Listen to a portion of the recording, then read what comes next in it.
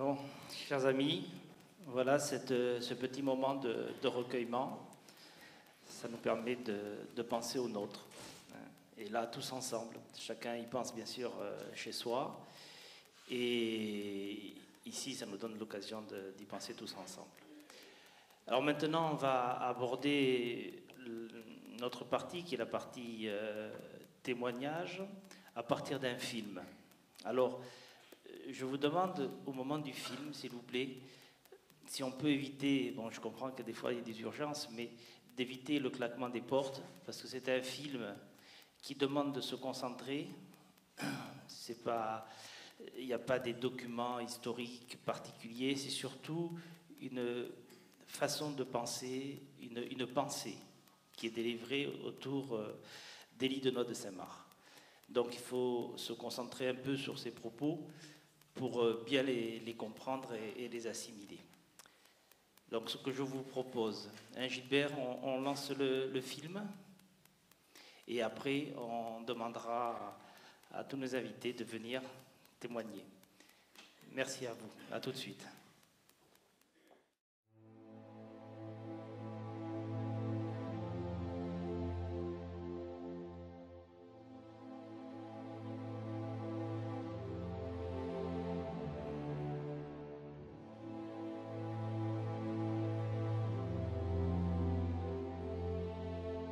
L'affaire algérienne fut une tragédie.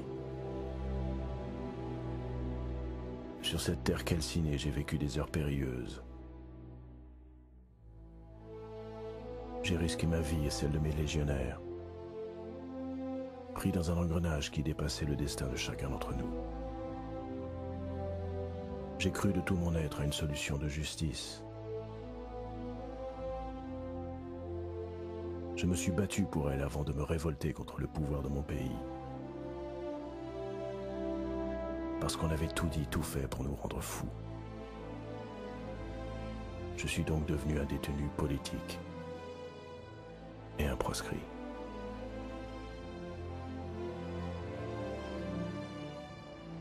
Les vainqueurs ont imposé leur vérité, sans craindre les outrances et les trucages. Les périodes de guerre civile sont propices aux escroqueries de l'histoire. Notre part de vérité sur l'Algérie a rejoint celle des vaincus des guerres franco-françaises.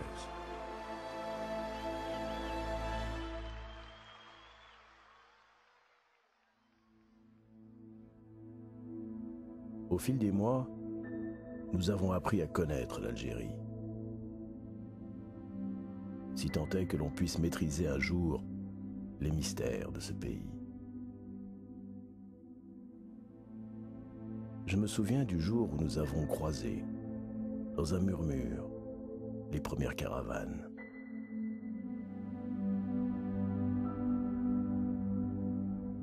Le visage figé des nomades, creusé par le vent et le dénuement, marchant avec une noblesse venue du fond des âges. C'était l'Algérie du silence et de l'absolu.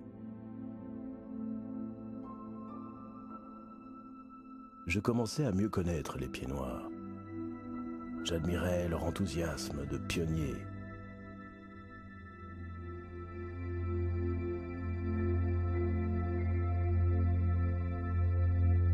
Beaucoup de discours à leur propos m'ont toujours hérissé. On parle d'eux comme de gros colons, alors qu'à côté d'énormes fortunes, le niveau de vie des Européens d'Algérie était nettement inférieur à celui des Français de métropole. Beaucoup de familles pieds noirs descendaient d'exilés politiques, des communards au Front populaire. Les quartiers populaires votaient à gauche et le maire de Belabès, fief de la Légion, était communiste.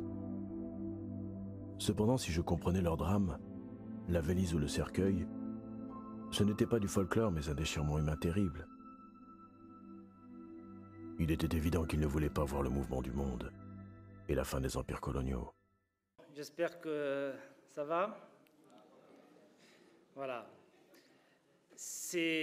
On se fait mal pour se faire du bien. Voilà. Donc, on va passer à la période, enfin au moment concernant les témoignages. Bien sûr, dans ces témoignages, comme dans le film qu'on vient de voir, il y a beaucoup d'émotions. Je crois qu'il ne faut pas se le cacher. Moi aussi, je suis pris par l'émotion par moments. Alors, ce que je vous propose, c'est quand nos invités auront un moment d'émotion, d'applaudir tout simplement. Voilà. Donc, je vais accueillir maintenant Mesdames Laurence Michel, Blandine de Bellecombe,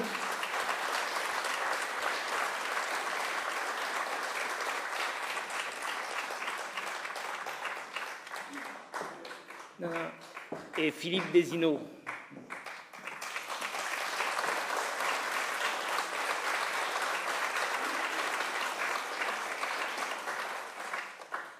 Voilà. Sylvette, tu voulais tout à l'heure? Bon, d'accord. Donc, en introduction à ce qu'on appelait une table ronde, cet échange qu'on va avoir entre nous, je voudrais avoir une pensée pour deux personnes.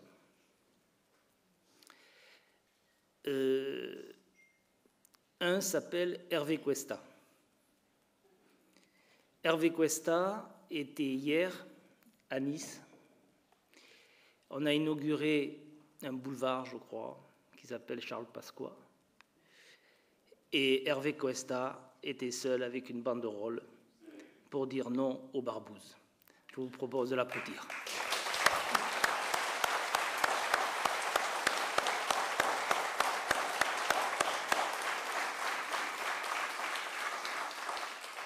Le deuxième, c'est une personne qui aujourd'hui combat la maladie, le crabe comme on dit, qui s'appelle Jean-Pierre Papadachi, membre de la DIMAD, et qui, dans son caractère robuste, est quelqu'un aussi beaucoup pour le dialogue et les discussions. Donc je vous propose de l'applaudir aussi.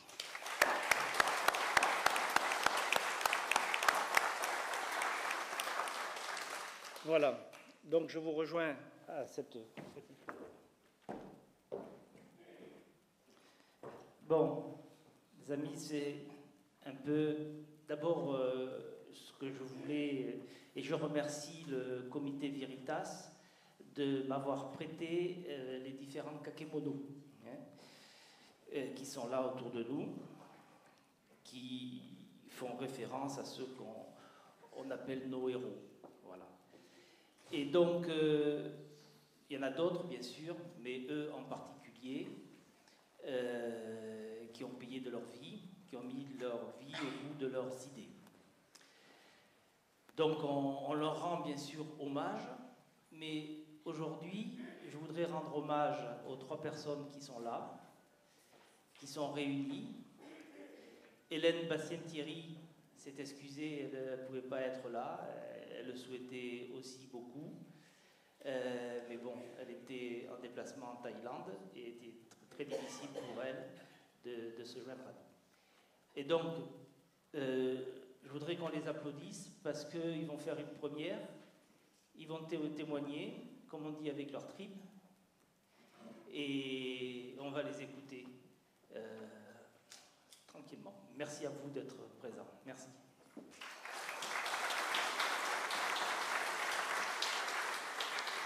Donc, je donne la parole à Blandine de Bellecombe, la fille d'Élie Denoy de Saint-Marc.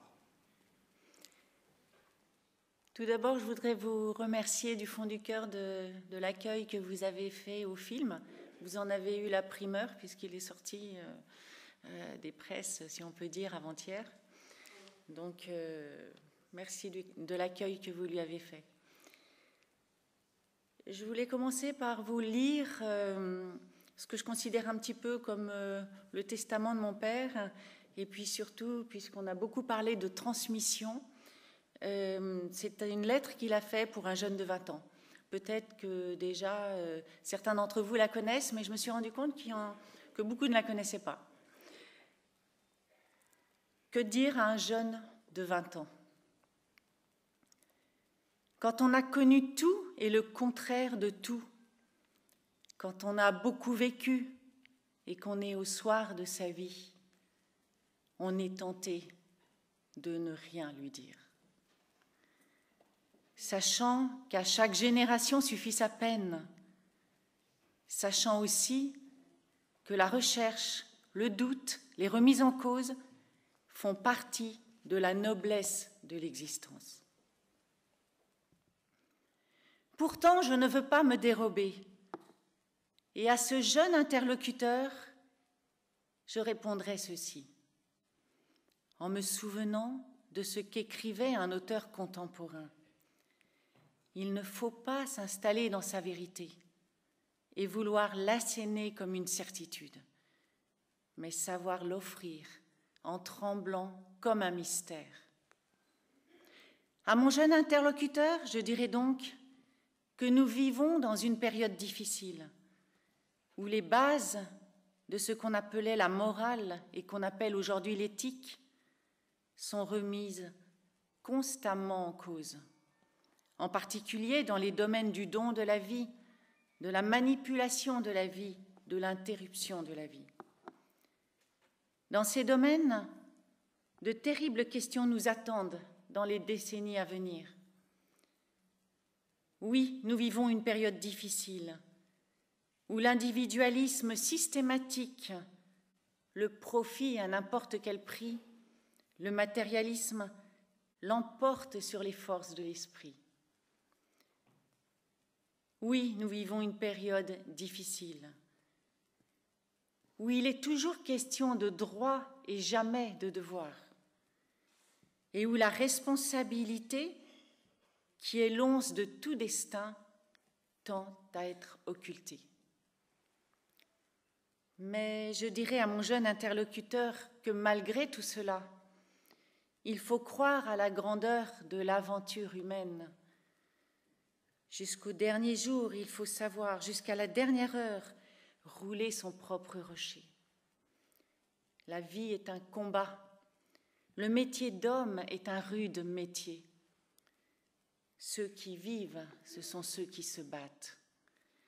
Il faut savoir que rien n'est sûr, que rien n'est facile, que rien n'est donné, que rien n'est gratuit. Tout se conquiert, tout se mérite. Si rien n'est sacrifié, rien n'est obtenu. Je dirais à mon jeune interlocuteur que pour ma très modeste part, je crois que la vie est un don de Dieu et qu'il faut savoir découvrir, au-delà de ce qui apparaît comme l'absurdité du monde, une signification à notre existence. Je lui dirais qu'il faut savoir trouver, à travers les difficultés et les épreuves, cette générosité, cette noblesse, cette miraculeuse et mystérieuse beauté éparse à travers le monde. Qu'il faut savoir découvrir ces étoiles qui nous guident, où nous sommes plongés au plus profond de la nuit. Il faut savoir découvrir le tremblement sacré des choses invisibles. Je lui dirais que tout homme est une exception, qu'il a sa propre dignité et qu'il faut savoir respecter cette dignité.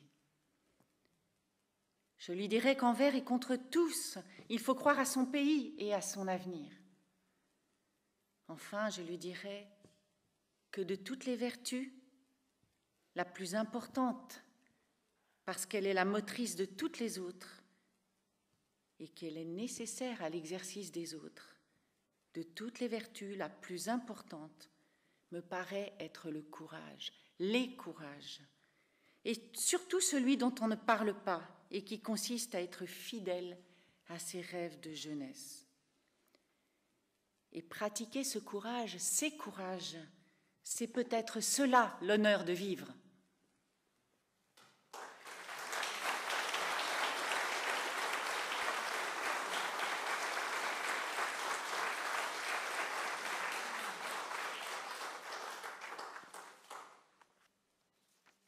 Alors je voulais également vous lire un petit texte que j'ai écrit à la fin de la vie de papa, J'étais avec lui les 15 derniers jours avant son départ.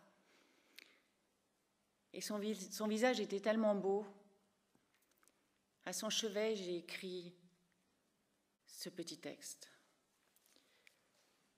Sur le visage de mon père, il y a toute sa vie, tous ses choix, tous ses chemins. Les chemins de l'épreuve, les rides les plus profondes, les plus marquées, où l'on se laisse entraîner tout d'abord avec crainte comme à regret, tortueux, profond et mystérieux, angoissant, car ils gardent leurs secrets. Les chemins de l'amitié, les rides les plus éparses, multipliées à l'infini, où l'on se laisse entraîner avec confiance, ombragé de mélancolie ou éclairé, on s'y sent en harmonie avec soi-même, avec les autres. Les chemins de la tendresse, les rides les plus douces, les plus atténuées, qui vous accueillent avec bienveillance, mais avec cette indulgence sans complaisance de ceux qui sont exigeants avec eux-mêmes. On peut s'y réchauffer sans crainte, y vagabonder sans arrière-pensée, simplement en étant là, sans rien dire. Sur les chemins de l'amour, les rides les plus graves, on en respecte la lisière. Long chemin lumineux et brûlant, irradiant. On en pressent la puissance, la force. Et l'on se laisse envahir par cette certitude que l'amour et la fidélité existent et ne sont pas des vains mots.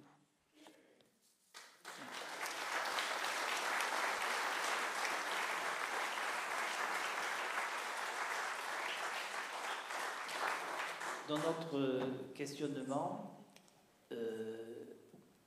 vos pères, les personnes dont vous portez la mémoire, ont pour nous, bien évidemment, gardé tout l'honneur. Les honneurs, un seul les a eus, c'est ton père, Candide, quand il a été décoré. Alors, je voudrais simplement expliquer, et que toi, parce que ces images après vont diffuser de notre rencontre, c'est pour ça, expliquer ma démarche dans cette table ronde, ça a été d'associer toutes ces personnes. Voilà. Mais leurs trajectoires ont été différentes. Ton père n'a jamais fait partie de l'OAS. Est-ce que tu peux nous dire un petit mot là-dessus? Et bon, qu'est-ce qu'il en pensait, comment il le vivait, avant d'attaquer la table ronde par elle-même? Je pense que chacun a eu ses cheminements. Mon père a eu le sien. Au moment de l'échec du putsch, il s'est bien sûr, il l'explique très bien lui-même, s'est senti responsable de ces hommes, de tous ces hommes qu'il avait emmenés sur les chemins, pour beaucoup d'entre eux même de la mort. Et à partir du moment où le putsch a échoué, il a voulu se porter responsable de ces hommes, les couvrir. Il voulait être le seul responsable. Donc il a accepté de tout perdre. Il savait qu'il allait tout perdre. Lorsqu'il a accepté de suivre le général Schall, je pense qu'il ne se faisait pas beaucoup d'illusions, mais pour lui, c'était une question d'honneur. Il ne pouvait pas voir se reprofiler une deuxième fois le cauchemar qu'il avait vécu en Indochine. Après, certains de ses compagnons d'armes ont fait un choix différent, mais parce qu'ils avaient une trajectoire différente. Papa était responsable de ces hommes, donc il s'est porté à la disposition des autorités. Après son avis sur l'OAS, papa ne se permettait jamais de juger qui que ce soit. Je pense qu'il était dans le respect de chacun, et chacun avait son histoire, et chacun a réagi avec ses tripes, avec ce qu'il avait vécu. Donc voilà. Et ce qui est sûr, c'est qu'il ne critiquait pas l'OAS, il ne l'encensait pas non plus, il restait toujours dans un juste milieu. Et l'OAS, après, lui, il était en prison, bien sûr qu'il s'y intéressait, mais il était en dehors de tout ça après. il accueillit souvent des personnes qui ont fait partie de l'OAS chez lui. Bien sûr, après sa sortie de prison, il a renoué avec tous ceux qui avaient été les protagonistes de cette tragédie. Et il a renoué, il a revu tout le monde de toute façon. C'était une grande famille. Et la Légion, c'est une grande famille, à la vie, à la mort. Et est-ce que tu pourrais nous aborder un peu, toi, ta vie personnelle, la vie de ta famille, donc à la fois au moment de la prison, mais tu témoignes un peu dans le film, et après, comment vous êtes organisé, comment vous avez vécu dans l'attente de votre père? Mon père s'était marié avec Marie-Antoinette, et qui avait une sœur qui s'appelait Jacqueline. Et mon père avait un ami qui s'appelait le lieutenant Yves Schoen. Et tous les deux ont épousé ces deux jeunes filles. Et il y a eu les événements d'Algérie. Le lieutenant Schoen a été égorgé en Algérie et papa a été condamné à 10 ans de prison. Donc les deux sœurs sont rentrées chez leurs parents, sans rien. L'une veuve, avec une petite fille. Elle avait 20 ans. Elle s'était mariée à 18 ans avec le lieutenant Yves Schoen. Elle avait 20 ans, une petite fille, Isabelle. Et maman avait 25 ans et 2 petites filles. Donc tout ce beau monde est rentré chez mon grand-père, qui était lui-même officier, qui a démissionné avec perte et fracas à ce moment-là pour pouvoir s'occuper de ses enfants. Et mes grands-parents maternels nous ont donc accueillis dans une maison familiale où l'on a vécu d'une manière très simple. Il y avait un jardin, des légumes. On n'avait pas besoin de grand-chose. On allait à l'école du village. Mais on a trouvé à travers l'accueil de mes grands-parents, qui ont été vraiment des éléments réparateurs, beaucoup d'amour. Et très honnêtement, c'est cet amour qui a compté pour nous, petites filles. Et donc, je me rappelle avoir souffert de l'absence de papa, de l'absence quotidienne de papa, puisqu'on allait le voir régulièrement, comme je l'ai expliqué hier. On allait le voir régulièrement dans sa prison. Il s'intéressait beaucoup à nous. Il y avait beaucoup de communication entre nous. Mais je ne me rappelle pas avoir été très, très malheureuse petite fille, parce qu'il y avait l'amour de mes grands-parents. J'avais une grand-mère extraordinaire et qui avait elle-même été femme d'officier, femme de prisonnier. Mon grand-père avait été prisonnier pendant la guerre précédente. Et ma grand-mère avait vécu les années d'emprisonnement de son mari avec beaucoup de courage et de persévérance. Donc, quand maman est rentrée avec son mari en prison, je dirais que c'était une histoire de famille qui se reproduisait. Et voilà, cette communauté de femmes dans la résistance s'est organisée. Une certaine résistance, une résistance morale en fait. Survivre, garder le sourire. Mon père, à travers ma mère, a trouvé une raison de continuer à exister, une raison de se projeter vers l'avenir à travers elle et à travers ses enfants. Maman était quelqu'un de très gai, quelqu'un qui avait beaucoup d'énergie et surtout beaucoup de gaieté que certains peut-être prenaient aussi un petit peu pour de l'insouciance. Mais chez elle, c'était un choix. C'était un choix, ce courage souriant qu'elle affichait et qu'elle nous offrait finalement comme un beau cadeau. Un cadeau dont on a tout à fait tiré les conclusions. Donc le départ, voilà. Donc on s'est retrouvés, à vivre cette vie étrange, parce que moi, toutes les vacances scolaires, je partais à Tulle, et on était logés dans une pension famille. On allait voir mon père en prison tous les jours, on passait les après-midi en prison. C'était quand même assez étrange pour une vie de petite fille, puisque j'avais entre 3 et 9 ans. Donc j'étais vraiment bien consciente de ce qui se passait. Ce sont des souvenirs qui m'ont profondément marquée. Ce qui était dur, c'était de laisser papa. Quand on arrivait, c'était toujours la joie, mais c'était très très dur de repartir. et de le laisser entre quatre murs, même si en face de nous, il affichait aussi ce courage souriant qui était vraiment la marque de fabrique de mes parents. Mais je sais qu'une fois que la porte de sa cellule se refermait, c'était très dur. Quand ton père est revenu dans la vie civile, j'ai une anecdote en tête, tu la confirmes ou tu l'affirmes.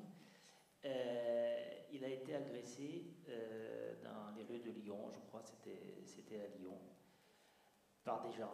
Donc, cette hostilité, toi, en tant que jeune fille, en tant qu'adolescente, comment tu l'as vécue? Alors après, quand il est sorti de prison, on est arrivé à Lyon, on a recommencé une autre vie. Et il s'est passé quand même 5 ou 6 ans pendant lesquels il n'a été question de rien. Donc je ne pouvais pas percevoir d'hostilité parce que papa n'en parlait pas. On est arrivé à Lyon où quelques familles bienveillantes nous ont accueillis avec beaucoup d'amitié. Il y avait un ancien résistant et sa famille, sa femme, ses enfants, et puis 2 ou 3 autres familles dont l'amitié ne s'est jamais démentie par la suite et qui sont restées pour nous vraiment de très très bons amis avec qui on a tout partagé. Alors après, quand j'ai commencé à grandir, quand j'ai commencé à avoir 14, 15 ans, 16 ans, j'ai commencé à avoir des amis, bien sûr, qui voulaient tout savoir sur ce qu'avait vécu mon père, et des jeunes qui se posaient beaucoup de questions, forcément.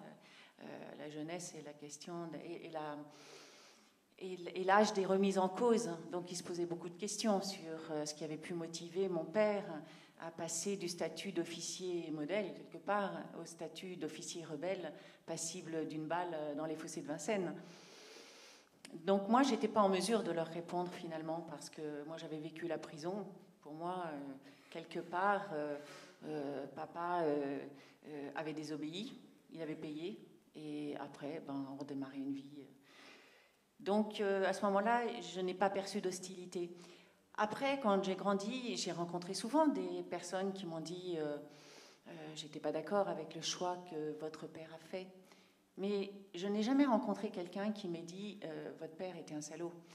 Souvent, on me disait j'étais pas d'accord avec le choix qu'il a fait. Mais quel homme! C'est plutôt ça qu'on me disait en général. Après, papa s'est longtemps tu. Pour lui, tout ça, c'était derrière lui. Il avait démarré une autre vie.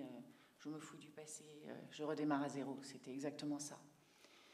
Et puis, un jour, il y a eu une émission, parce qu'on ne parlait pas de l'Algérie, on n'en parlait plus. Même à la télévision, plus personne n'osait aborder le sujet de l'Algérie. Et un jour, dans les années 84 à peu près, quelque chose comme ça, il y a une émission qui a été montée sur l'Algérie et où on est venu demander à papa de témoigner. Donc, il a témoigné. Il y a eu une projection privée de cette émission. Vous savez, avant que les émissions paraissent sur les chaînes, il y a des projections privées en petit comité. Donc, il y a eu une projection privée. Et le lendemain de cette projection privée, mon père était dans une rue de Lyon. Et à cette époque-là, puisqu'il avait quand même, son corps avait énormément souffert, il avait 2 béquilles. Et il avançait dans une rue de Lyon avec ses 2 béquilles. Et il y a 3 gars qui sont arrivés derrière lui en costume, cravate, qui sont arrivés derrière lui et qui l'ont flanqué par terre et qui l'ont tabassé en lui disant « Ferme ta gueule, on ne veut pas que tu témoignes ». Et c'était dans une rue de Lyon, en plein jour, devant des commerces. En quelle année? En 84. Et papa est resté par terre, sonné, blessé. Et ça, c'est quelque chose qui lui a fait une onde de choc. Il a dit, on me demande de fermer ma gueule, et ben non, je vais l'ouvrir maintenant. Puisque c'est comme ça que ça se passe, je vais l'ouvrir. Et c'est à ce moment-là qu'il a décidé de témoigner, qu'il a décidé de dire sa part de vérité. Et une petite anecdote, moi que j'aime bien. Quand papa est sorti de prison,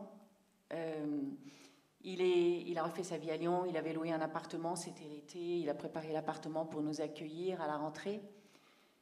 Et donc il avait commencé un nouveau boulot et un soir du mois d'août, le téléphone sonne et un gars lui dit, mon commandant, j'habite Lyon, je vous souhaite la bienvenue, je sais que vous venez d'arriver à Lyon, et j'aimerais vous accueillir. Je suis un de vos anciens légionnaires. Donc papa lui dit bien sûr. Donc tous les deux se mettent d'accord pour se retrouver le lendemain soir. Et le lendemain soir, coup de sonnette, et papa ouvre la porte et il voit son ancien légionnaire sapé comme un milord, magnifique, en costume, cravate. Et papa lui dit, on prend ma voiture. Et il lui dit, non, non, vous inquiétez pas, j'ai ma voiture. Et ils descendent et devant l'immeuble, il y avait une magnifique voiture avec des gardes du corps et derrière une autre voiture avec des gardes du corps. Alors papa lui dit, bah dis donc, depuis la Légion, t'as fait du chemin là. Oui, oui, mon commandant, je vais vous expliquer. Et alors cet homme l'emmène en fait faire la tournée des boîtes de nuit où on lui déroule le tapis rouge, où tout le monde... Et en fait, c'était une des têtes du milieu lyonnais. Donc papa a passé la nuit avec cet officier de Légion à boire des canons dans les boîtes de nuit, où des anciens légionnaires venaient lui serrer la main, des hommes sortis de l'ombre. Et à la fin de cette nuit-là, son ancien légionnaire lui dit, écoutez mon commandant, si un jour vous avez un problème, tous les matins à 6h du matin, je suis là. Vous pouvez prendre mon petit déjeuner, vous pouvez me joindre à ce numéro de téléphone. Le lendemain de son agression, papa a pris son téléphone, il a appelé ce numéro. Et avant même, il dit, est-ce que je peux parler à un tel? On lui passe, et avant même qu'il prenne la parole, son ancien légionnaire lui dit, mon commandant, je sais, je suis au courant, vous inquiétez pas, on s'en occupe. Et à partir de ce moment-là, il y avait un balai de voitures dès qu'on sortait dans la rue, il y avait un balai de personnes dans l'ombre, de voitures qui embrayaient la nôtre, ou des personnes, quand on allait à l'école, qui se profilaient au hasard des ruelles de Lyon. Voilà, donc ça c'est une anecdote que je trouve bien significative. Qui est très belle. Merci. Merci Blandine. Comment dire, j'aimerais simplement maintenant, quels sont tes objectifs, c'est-à-dire en tant que porteuse de mémoire, de cette mémoire d'Édith de Saint-Marc, comment dire, tu en fais un combat personnel et dans quel objectif? Un combat personnel, je ne sais pas, mais en tout cas, ce que je désire, c'est accompagner le message de mon père. Parce qu'au-delà de son statut d'officier, les écrits qu'il a laissés sont vraiment des écrits qui sont magnifiques. D'abord, ils sont très très bien écrits. Il avait une véritable plume d'écrivain. Il sait, chaque mot porte, il sait la valeur des mots, il sait les mettre en chanson, il sait les mettre les uns derrière les autres de manière à ce qu'ils touchent les personnes à qui il s'adresse. Et de tous ces écrits se dégage un vrai message d'espérance dans l'aventure humaine. Et c'est surtout ce message que je souhaite accompagner. Merci bien, Blandine. On l'applaudit.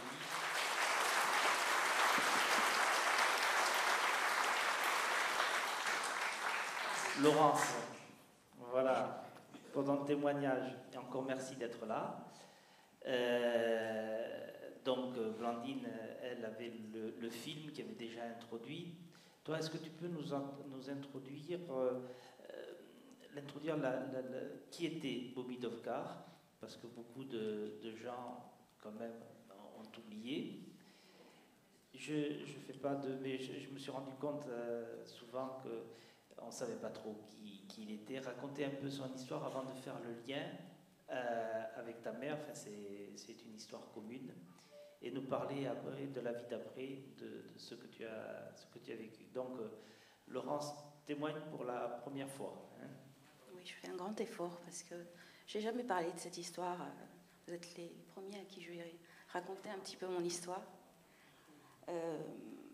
Bobby et je n'ai pas l'habitude.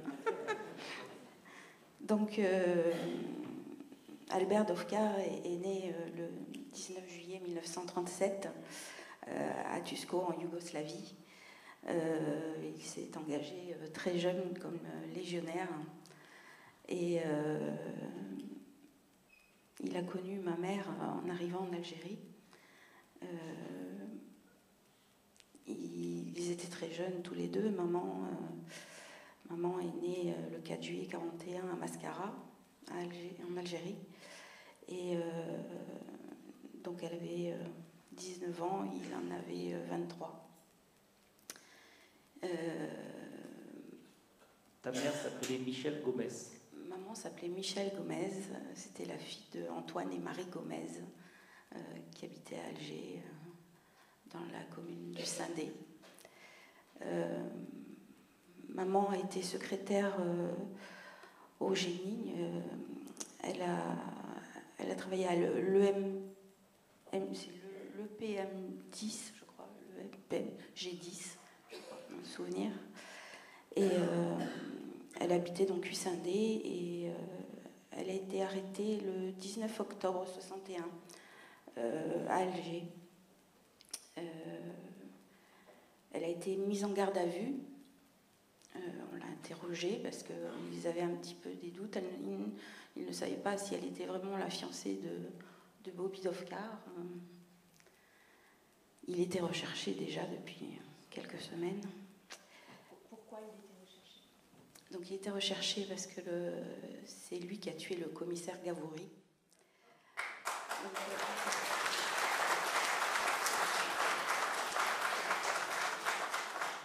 avec d'autres légionnaires qui étaient présents avec lui. Donc Claude Tin, on en a parlé hier soir avec un monsieur, je ne sais plus s'il est dans la salle. Et donc maman a été arrêtée et transférée donc à la prison des Tagarins. Et elle a été dévêtue, comme beaucoup de femmes qui ont été arrêtées. Elle a été frappée, dans toutes ses parties les plus intimes, évidemment. Enchaînée à un radiateur pendant 3 jours, nue, évidemment. Et... excusez-moi.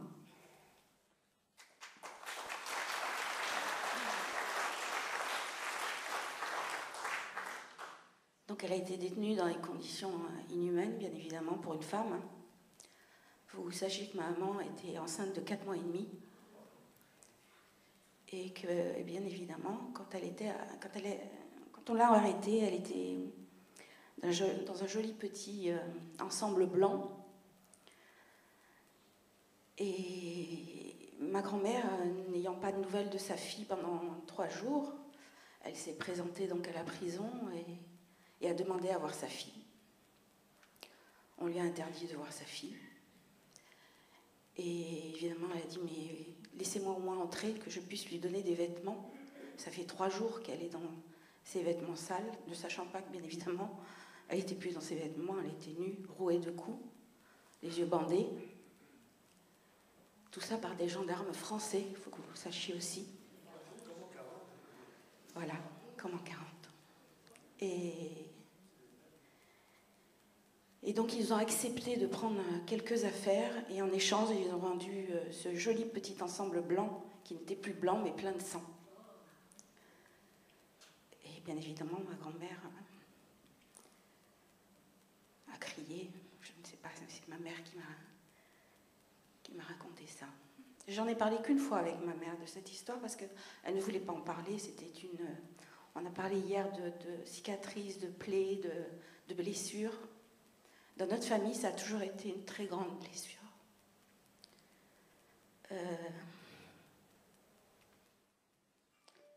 Donc elle est au Tagarin, elle est torturée, après elle est transférée en France.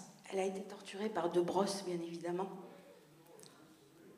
C'est important de le dire, pour ceux qui le connaissent, qui ont entendu parler de lui. C'était un bourreau, un tortionnaire, et il frappait les gens. Il faisait frapper les gens, c'était pas lui qui les frappait, bien évidemment. Maman a eu le vagin brûlé, d'où sa fausse couche 2 jours après.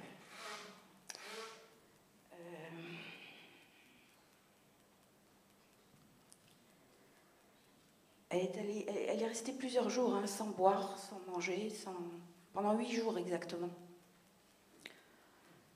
Jusqu'au moment où on l'a transférée dans un hôpital pour pouvoir la soigner un petit peu. Donc, elle arrive en France, à la prison. Elle est arrivée en France parce qu'elle a été transférée dans la nuit, hein, sur le tarmac d'Alger. On l'a extrait de sa chambre d'hôpital et elle a été transférée directement à l'hôpital de la Santé, où là elle est arrivée dans un état lamentable puisque pendant 8 jours elle a fait donc sa fausse couche. On ne s'est pas occupé d'elle, hein. Donc à l'hôpital elle y est restée du 11 novembre au 29 décembre 61. Et là, elle est allée... elle a essayé de demander d'avoir un avocat, de pouvoir parler à un avocat. Et là, c'était compliqué parce qu'elle n'avait pas d'argent. Donc, pas d'argent, pas d'avocat, pas de rien. Il faut savoir que même les détenus du FLN avaient des avocats, contrairement aux Français. Et que leurs appels téléphoniques étaient payés par l'État. Hein, donc, super. Voilà, nous, Français, on n'avait droit à rien. Et donc, elle a demandé des nouvelles de Bobby, qui lui a été incarcéré déjà à la Santé, avec plusieurs légionnaires, dont mon père, André Michel, qui par la suite donc, deviendra mon papa. Mon vrai papa, puisque Bobby a été le fiancé de maman pendant 2 ans, mais c'est mon papa de cœur, puisqu'il a toujours été présent à la maison, sur le buffet, dans l'entrée, avec les 4 portraits qui sont derrière nous et devant nous. Et ils ont toujours fait partie de notre famille, quoi. Et moi, j'ai grandi, évidemment, dans cette souffrance. Moi, étant une femme, quand ma mère m'a raconté tout ça, j'étais dévastée.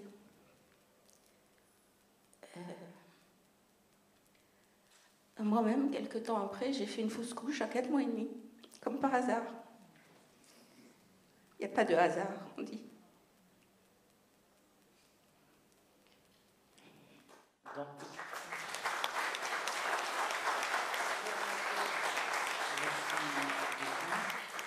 je voudrais, évoquer quelques autres anecdotes quand même.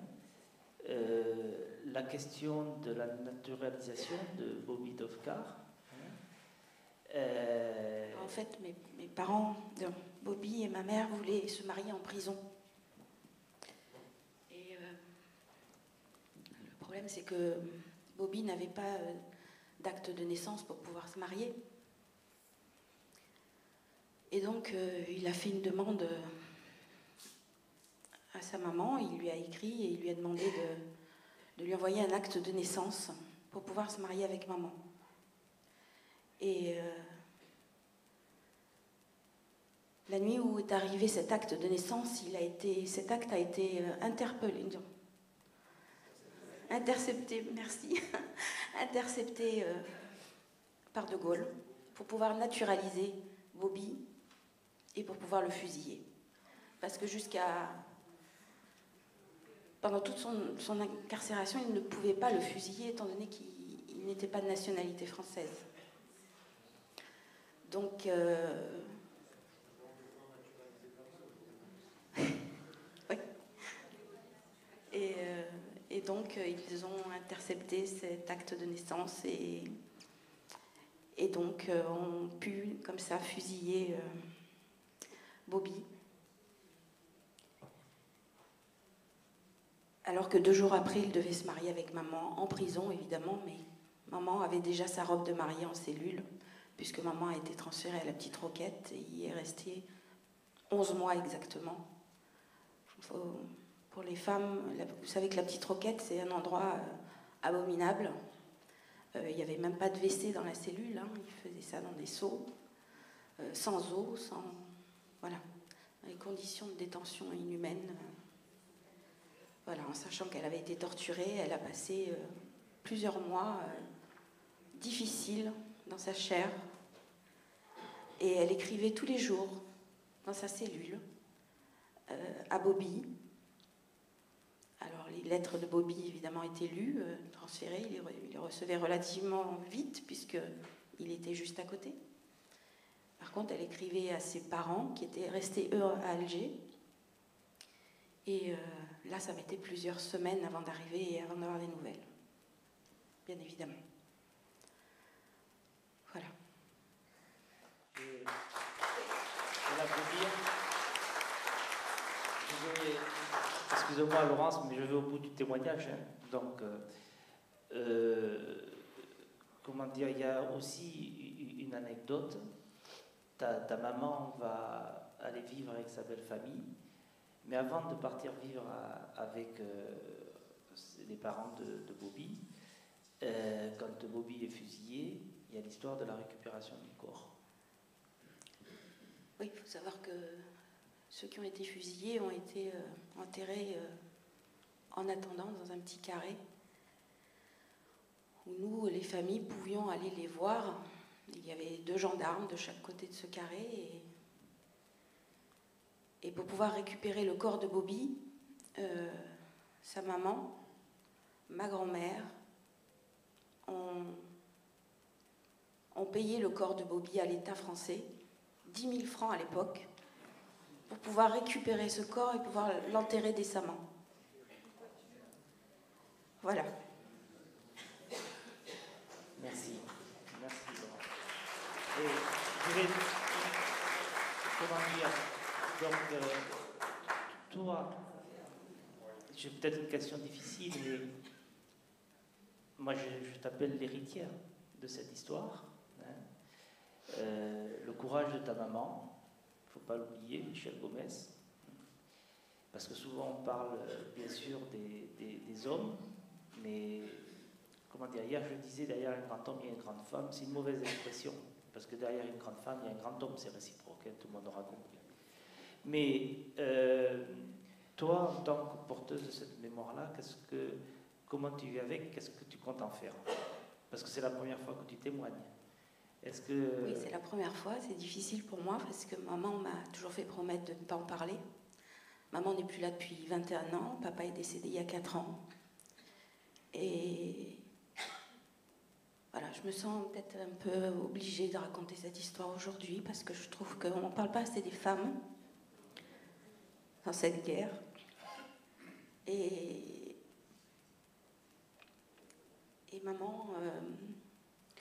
maman a aimé, je crois, Bobby toute sa vie.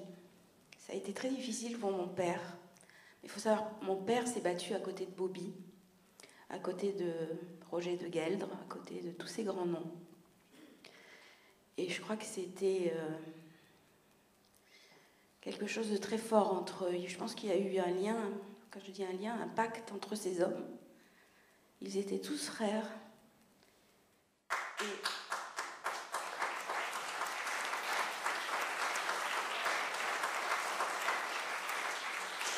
moi, depuis toute petite, j'ai toujours vu le portrait de Bobby sur le buffet de la maison, alors que mon papa était là et qu'il passait lui aussi tous les jours devant.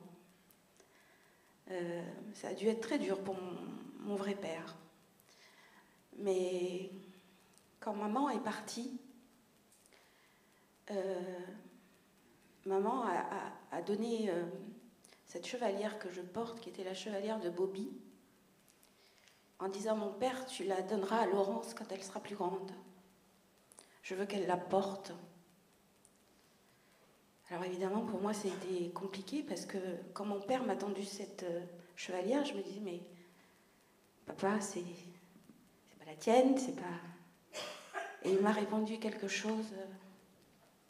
Il m'a dit « Ma fille, cette chevalière appartenait à mon frère d'armes. Donc, tu es très légitime pour pouvoir la porter. » Voilà.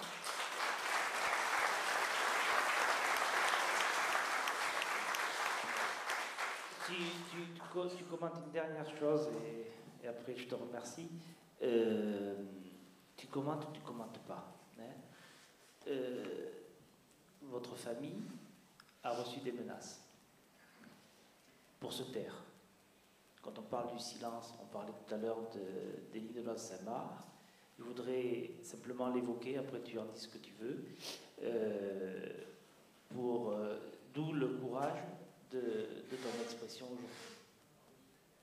Oui, maman m'avait fait promettre de ne pas en parler parce qu'elle avait peur pour moi et mon petit frère. Nous avons eu des menaces de la famille Gavouri. Et donc maman s'est tue pendant toute sa vie, en fait. Elle est allée qu'une seule fois à Marseille, je crois pour le 25e ou le 35e anniversaire. Voilà, elle est morte un mois après. Mais elle ne voulait pas qu'on en parle, ni mon frère ni moi, pour nous protéger. Donc, voilà, aujourd'hui, je me retrouve ici et je vous en parle, donc...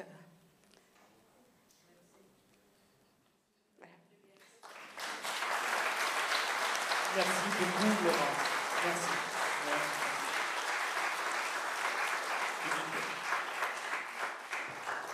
À toi maintenant, nous raconter ta trajectoire.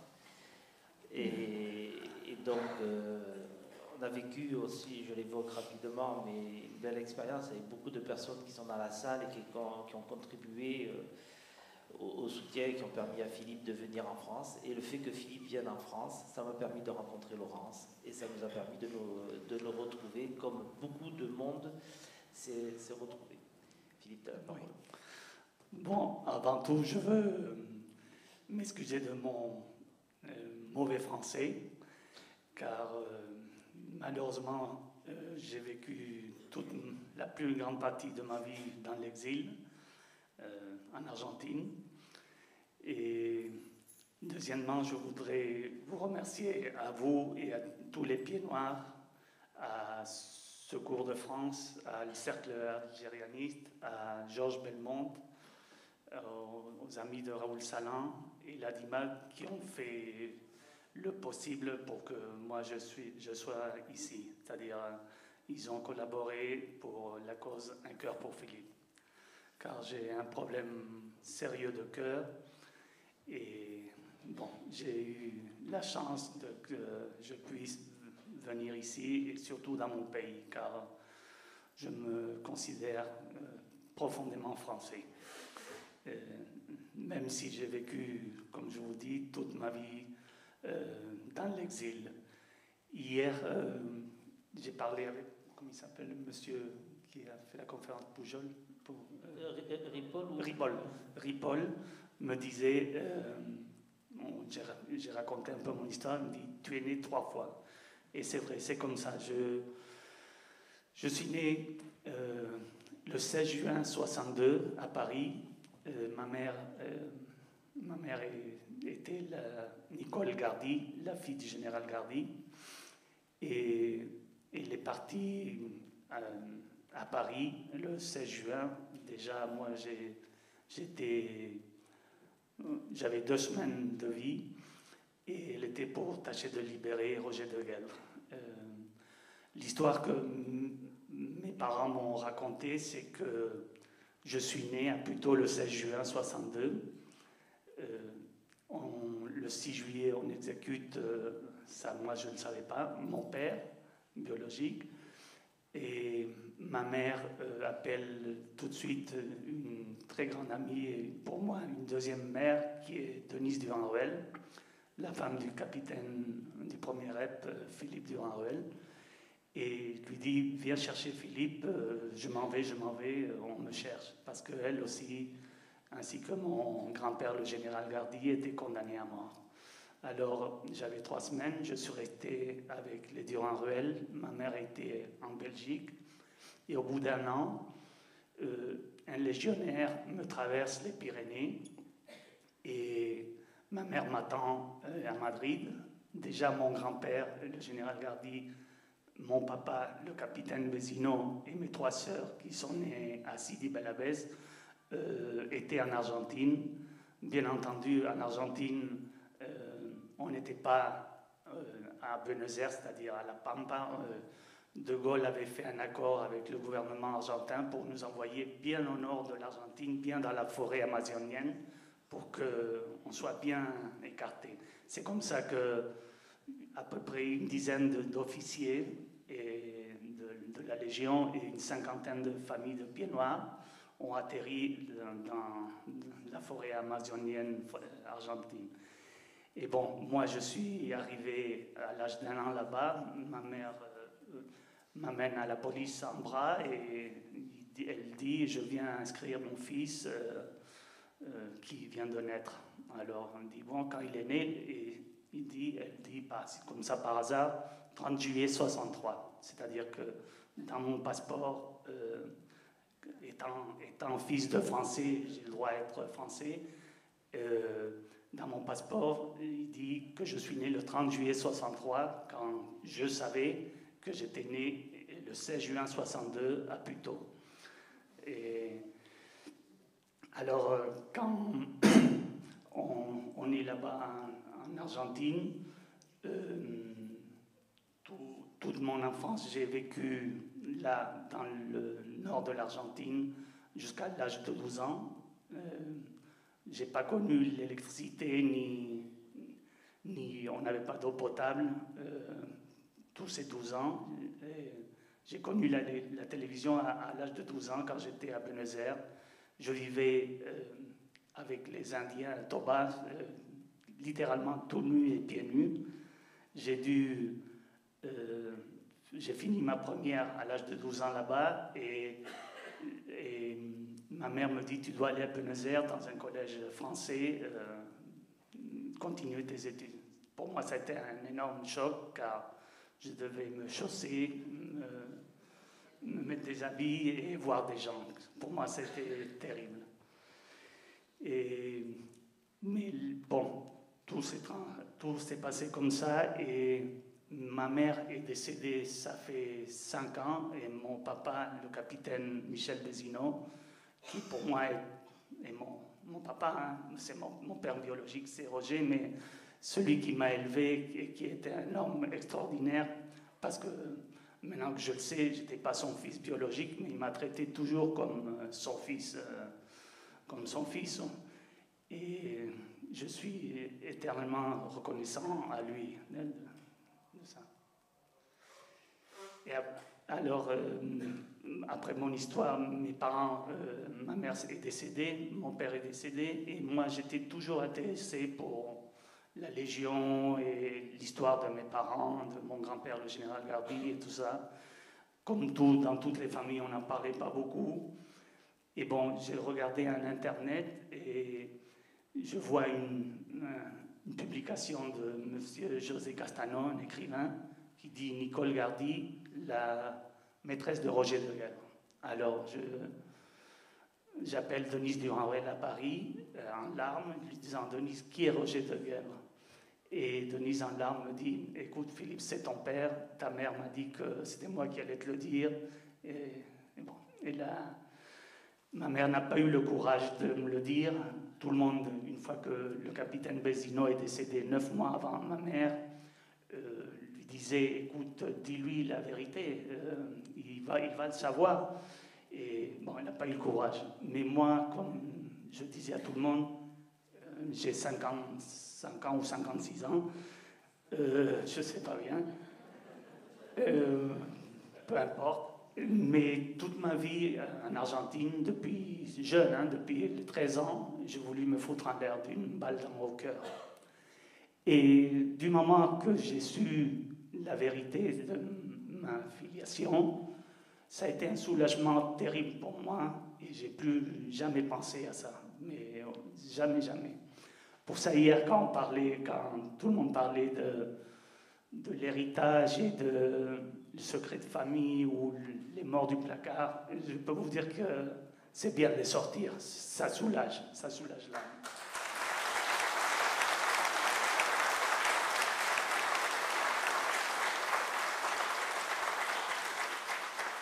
Avant je voudrais revenir un peu sur ta maman. Parce que Nicole Gardy, c'est un personnage, forte personnalité. Comment dire, tu pourrais nous raconter l'anecdote du bazooka et qu'elle va chercher à Alger, tout ça, quand elle veut s'en prendre au général de Gaulle. Parce qu'elle pense à un moment donné que pour sauver Roger de Gueldre, hein, comment dire, pour sauver Roger de Gueldre, d'après ce que j'ai pu comprendre, elle pensait qu'il fallait éliminer de Gaulle. Et pour cela, elle loue un appartement en face de l'Élysée. Hein, voilà, ça te revient. Oui. Voilà. Non, moi, je ne me rappelle pas bien de cette histoire-là. Mais bon, et surtout, je suis aussi, comme je vous disais, très, très reconnaissant à ma deuxième mère, Denise Durand-Ruel, qui m'a aidé à trouver à soulager de cette douloureuse souffrance que j'avais.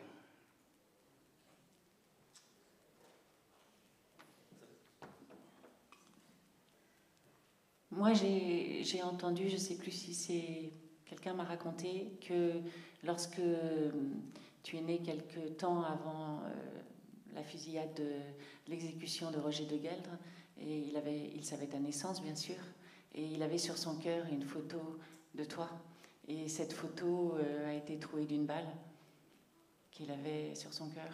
Moi, je trouve ça magnifique. Et quand Philippe dit que toute son enfance, il a été traversé par des pulsions, comme quoi il rêvait de se mettre une balle dans le cœur, vous voyez un petit peu tout ce que ça implique. Et cette libération qu'il a pu avoir le jour où il a appris finalement que Roger de Gueldre était son père. Et à partir de là, ça a été terminé. Il n'a plus jamais eu envie de se mettre une balle dans le cœur.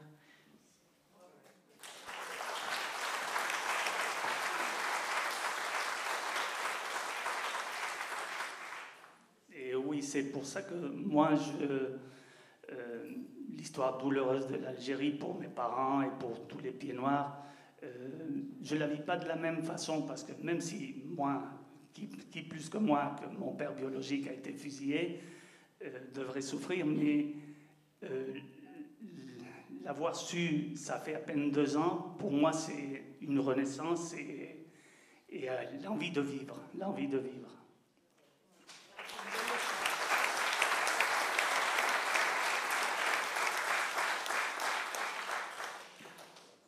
C'est un message magnifique. Oui, c'est un message magnifique. Voilà, on les remercie encore une fois.